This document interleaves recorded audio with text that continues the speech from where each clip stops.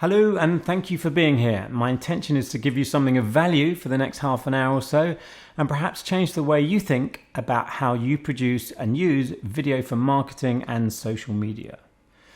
So a bit of background about me. Hooray! My name is Dan.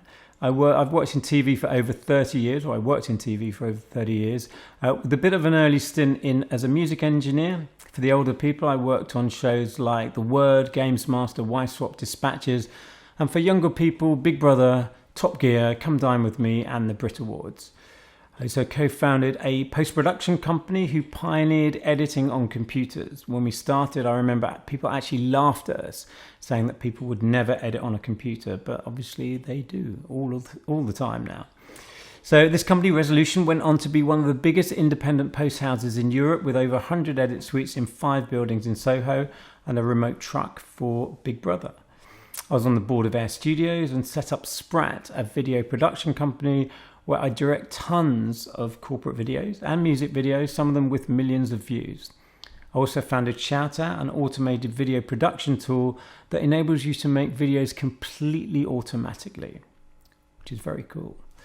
At this point, I should be saying I'm an expert in video content and I know the secret of making engaging videos. But the truth is I don't, not a clue. You would think after all this experience I would know how to consistently make video content that really connects with people, but I just don't. And I'm almost 100% sure nobody does.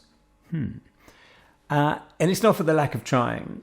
I've spent my whole life trying to figure out what makes content great and what connects with people. When I was young, I was in bands and I was also a music engineer. I used to be fascinated as to what made great singers and what made great songs. In fact, I was desperately trying to know how they connect with people. I thought about it a lot. Like a lot. I became a qualified hypnotherapist, counselor, and NLP practitioner just to know what makes people tick. I studied so much psychology, it's a miracle I'm still sane. I went on a kind of Lord of the Rings style quest to find out what connects with people. And I came up with this conclusion. Nobody knows what works all the time. If they did, every song would be a hit, every film would win an Oscar, and nowadays every social post would get thousands of likes. Studios spend hundreds of millions of dollars on films that are terrible. Some videos just don't work, and even the Beatles wrote some dud songs, or One Direction. There are so many variables to what makes something connect that I don't think it's really worth trying to figure out why and how to capture that magic dust that makes something really outstanding. We should just stop worrying about finding the secret. In fact, in my experience, chasing it may even make it run further away. Unless you're one of those social gurus who claim they have found the secret to successful video content, and if I just buy one of your courses, all will be revealed. It's a bit like those people who have found the answer to making millions on the stock market or Forex. But instead of just sitting on a beach with all the riches they promise, they selflessly share the love by selling the secret for a not so small fee. How generous. Be suspicious of people selling secrets. Okay, so I may not give you anything of value yet, but let's get to it. There are 2 things we do know about connecting with people with content. 1, structure works. Well, certain structures work and they connect with people more than others. In music, it's verse, chorus, etc. And it's the same for video content, like story structures, like the 3 acts, for example. And number 2, everyone responds to honesty, vulnerability, authenticity, humanity, and trying really hard. We love the underdog, the scrappy fighter. We love triumph over adversity. We root for Cinderella and not the ugly sisters. And we love a heartfelt message, a moment of honesty, vulnerability, tragedy, people coming together for a common goal. We love justice, bringing down the bully, defeating the enemy, and rags to riches. There's a great book called The 7 Basic Plots by Christopher Booker that states that every story in every film ever made will fit into only one of 7 plots. I've read it about 3 times and it really is a good book. So how does this help us with video and social media? I'm coming to that. I just wanted to build some drama. One more thing about singers, by the way. It's a strange thing that the singers that are technically the best, people don't respond to so much. It's really subtle, but we like to hear someone who has to try really hard to hit the notes as opposed to someone who can do it effortlessly. These singers sometimes sing in a tiny bit sharp, and it gives the voice character and drama. The technically perfect singers end up being backing singers normally, because we just don't like that perfection. We want to have quirks and imperfections in a voice. They're the things that really move us. So what's my point? Being vulnerable, authentic and honest works, but how do we market that? How do we align that with a brand and turn those emotions into usable marketing content? For me, the answer is to think of video content as having 3 elements and treating those 3 elements differently. Those 3 elements are format, content, and call to action. Each do different things, and you need all 3. A lot of people confuse them or get them mixed up. For example, they make the call to action the content, or the format the call to action, or what seems to happen a lot, the format the content. Can I go back to singing just one last time and talk about the show, The X Factor? How are you? I'm good, you? Yeah, really well. I'm hoping everyone has seen it. It's pretty popular. You know, Simon Cowell. So using The X Factor, let's look at format, content and call to action, so we can really kind of analyze what those things are. Hopefully you all know the format, right? Judges watch an audition and decide yes or no. Then the contestants have the possibility of going to the live shows where the audience at home can vote to eliminate them or to keep them on. So let's look at the format. The X Factor format is actually super complex and it's brilliant. A panel of judges asking the same questions, backstories, VTs before some performances, sob stories, drama, Jeopardy, Simon asking if they have another song, and cliffhangers. The format is the mechanics of how the show works, down to the tiniest detail. With the X Factor, the format is so transparent now, it's almost become a bit of a cliche, but it does really work, and it's a powerful format. So the content is mostly the performance. They bring the emotion, the humanity and heart and authenticity that the clever format can really amplify. People tune in to see the performers. Those individual performers change every year, but not the types of performers, because that's the part of the format that stays pretty much the same. Simon asking for another song is format designed to build drama. Really great singers and really bad singers are format. But each individual performer is content. You've probably noticed the same types of people keep coming back year after year on the X Factor. That's format. Always the same. It's familiar, so you know what you're going to get. So on the X Factor, let's go to call to action. The call to action is quick, clear, and very light touch. Presenter saying vote now, phone numbers, how to vote, numbers on screen. It's part of the format, but it's not really entertaining at all. It's just supposed to be a call to action. It's conveying information, and the call to action is super important because it pays for the show and some, and it's needed to decide the winner, but it's just a call to action. Now imagine watching the X Factor if all it was doing was telling you how to vote. It was all call to action. It would be terrible, right? Of course. But that's what a lot of people do with video. The whole content is just call to action, just sales. Really boring, just like a sales video. And making the video shorter does not make it less boring. That seems to be the answer to everyone at the moment. Just make it shorter and it'll be fine. Then all you have is a shorter call to action video. It's still boring. No matter how short you make it, it's going to be boring because it's just call to action. You can take it to its extreme and make it a still frame. Buy now, 20% off, book here. It's boring. It's just a call to action. So what about watching the X Factor with no format at all? So it's just content. So just performers, a completely different show every week, sometimes judging, sometimes not, sometimes presenters, different rules, no consistency. That would be chaos, right? You could not look forward to it because you don't know what you're going to look forward to. It would just be random, just random performers. But if you did this for a long time, some episodes could probably hit it out the park. They could be really good. They could even be better than the actual real show. But you could never repeat it, as it was just random, and it was probably to do with content, something just magic happened that you could never really repeat. It all just seemed to work. You know, content is amazing, and the timing, the performance are right. It just worked. It just came together. But how could you repeat it? It was like luck, magic dust, not repeatable, too many variables to be worked out. But this is what happens a lot in web videos and social videos. In fact, the whole influencer the whole influencer idea is based around content. People just posting stuff. Sometimes it works, sometimes it doesn't, but you're not really sure why it works or how to repeat it. But it does get some traction. You get huge hits and more misses, and then hits and misses, but people don't really know what they're going to get. And when they click on the content, it's just kind of chaotic. With video, format is your friend because it's the gift that keeps on giving.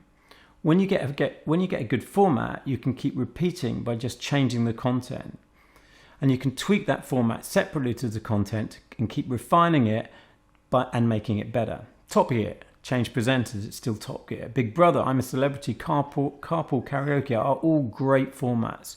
You can change the people, but the content still works. The format still works. In fact, these shows because there have been so many episodes, because it's a winning format. I like to think of format and content as same shit, different DNA. Same shit as the format, DNA as the content. In TV, you can sell contents for millions. They are hugely valuable. You can protect them legally. You can't protect an idea, but you can protect a format. They are deceptively complex and they take a long time to get right. But when they work, they really work. But can you have a format in a video or in web video or social media? The answer is yes, absolutely. And they can be super simple. For example, a 10-second tip of the week that could be live action, graphic or animation, or how-to videos. They're all formats. Even a quick piece to camera on LinkedIn can become a format just by keeping a similar duration, consistent titles or overlay graphics, similar theme. Then it's a format. It's a format when you can change the content and it will still work as an idea. TikTok, that's built on formats, except they call them trends. Same music, same thing happening, just different people. They're formats. By the way, have you seen the TikTok videos when the whole video is a call to action? Caption saying, watch the videos to the end, and you watch it and nothing happens. It's just a boring call to action, right? So the sole purpose of that is just to increase the viewing time. Clickbait stuff. It's just boring and annoying. Remember, I think the best content has all three elements. Take your LinkedIn video talking to camera, for example. You can put a call to action at the end, or just an overlay of a website, and it becomes a format. You keep the call to action separate from the content. So the content is there to inform and educate or entertain, but the call to action is separate. You can create that way you can create formats separate to the brand. So you can play around with the tone of voice. Then you have an asset, something of value that you can produce, helps you to produce social media content or any other type of corporate content. Formats can take a while to get right, but you can have multiple episodes. And I think there's many formats that can drive success, especially on social, when combined with the right content. Formats also trigger a hypnotic response called anchoring. When you smell a perfume and you immediately think of that person who wears the perfume, that's an anchor or associated memory. We recall them subconsciously, we can't help it. Pretty much anything can trigger an anchor. Logos do it, music, people, voices, comedy catchphrases are an anchor. You create the anchor with a joke and then throw in a catchphrase. And over a short period of time, the catchphrase will elicit the happy feeling of the joke without the joke itself. Advertising does this all the time. It elicits an emotion with music and images and then sticks in a product or brand or service, linking the two. So when you see the product or brand in the future, bang, the happy emotion is triggered. Anchoring is why witnesses of a crime are taken back to the scene to try and get them to remember more. Sound, smell and touch can trigger a memory. Hypnotherapists use anchoring to stop people smoking or curing a fear of flying. Addictions are often based on anchors. They are super powerful. I know hypnotherapy gets a bit of a bad rap, but I'd really recommend reading up about it. It's not voodoo, it's just words. So when you have a format, people will respond subconsciously to the music or title sequences and graphics, so you can leverage previously successful content.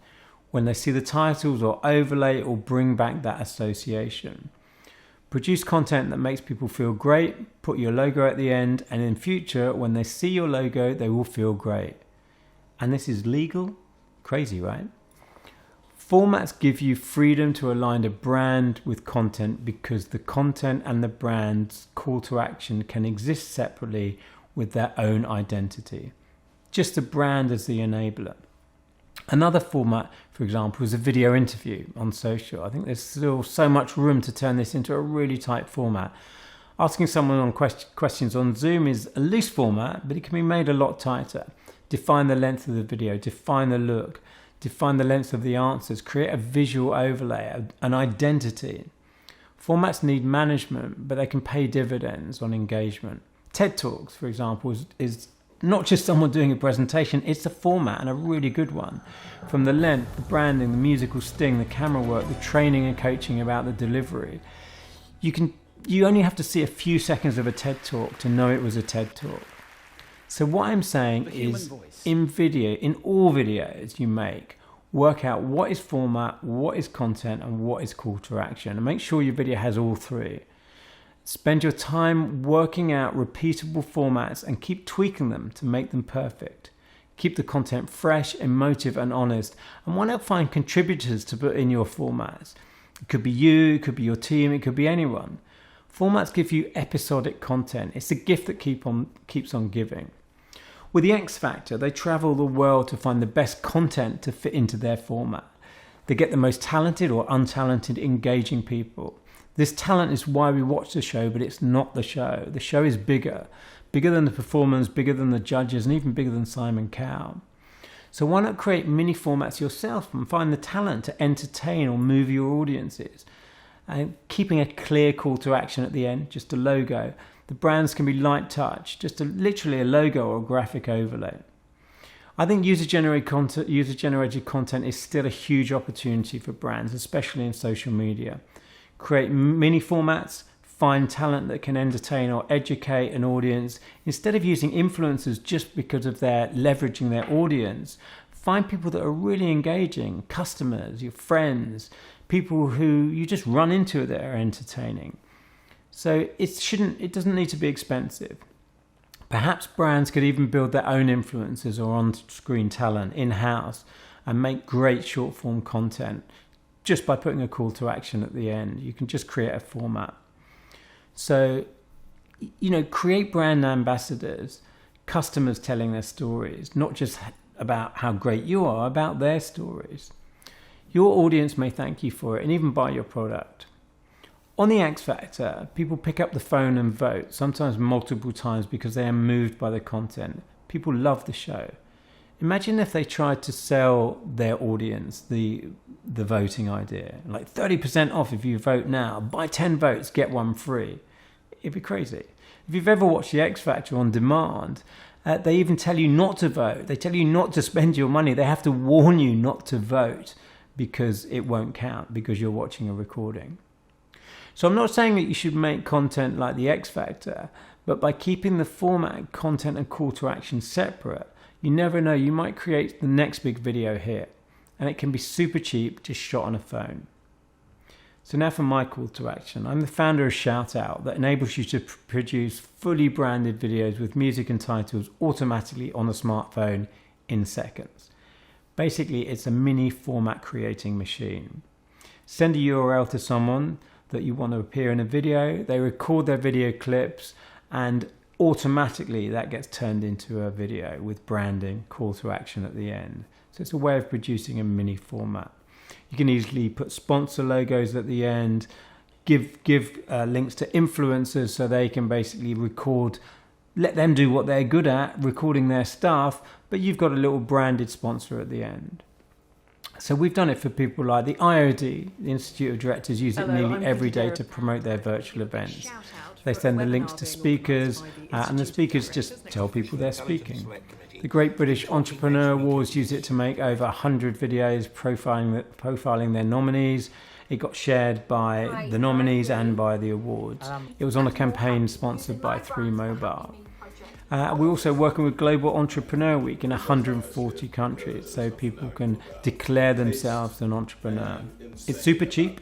You can try it for free. Here's the address, www.shoutout.social, or just shoutout.social. I'm not sure if we say the www bit anymore. I'm a bit behind on that one.